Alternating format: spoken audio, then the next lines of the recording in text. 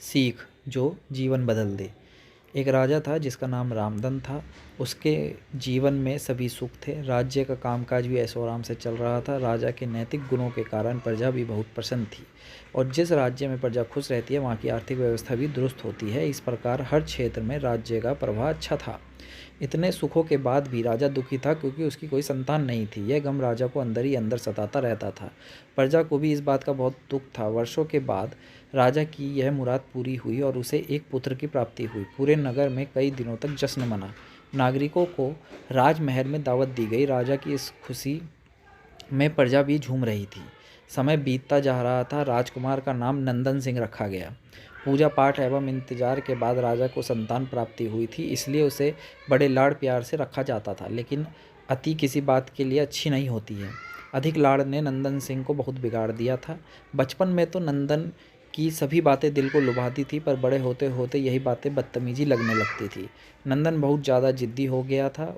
उसके मन में अहंकार आ गया था। वह चाहता था कि प्रजा सदैव उसकी जय जयकार करे, उसकी प्रशंसा करे। उसकी बात ना सुनने पर वो कोहलाल मचा देता था। बेचारे सैनिक को तो वह पैर की जूती ही समझता था। आए दिन उसका प्रकोप प्रजा पर उतरने लगा था। वो खुद को भगवान के समान पूजता देखना चाहता था। आयु तो बहुत कम थी, लेकिन अहम कई गुना बढ़ चुका था। नंदन के इस व्यवहार से सभी दुखी थे।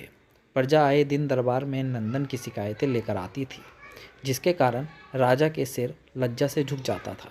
यह एक गंभीर विषय बन चुका था। एक दिन राजा ने सभी खास दरबारियों एवं मंत्रियों की सभा बुलवाई और उसने अपने दिल की बात कही कि वह राजकुमार के इस व्यवहार से अत्यंत दुखी है। राजकुमार इस राज्य का भविष्य है। अगर उसका व्यवहार यही रहा तो राज्य की खुशहाली चंद दिनों में ही जाती रहेगी।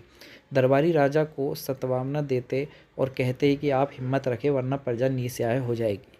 मंत्री ने सुझाव दिया कि राजकुमार को एक उचित मार्गदर्शन एवं सामान्य जीवन के अनुभव की जरूरत है। आप उन्हें कुरु राधा गुप्त के आश्रम भेज दीजिए। सुना है कि वहाँ से जानवर भी इंसान बनकर निकलता है। यह बात राजा को बहुत पसंद आई और उसने नंदन को गुरुजी के आश्रम भेजा।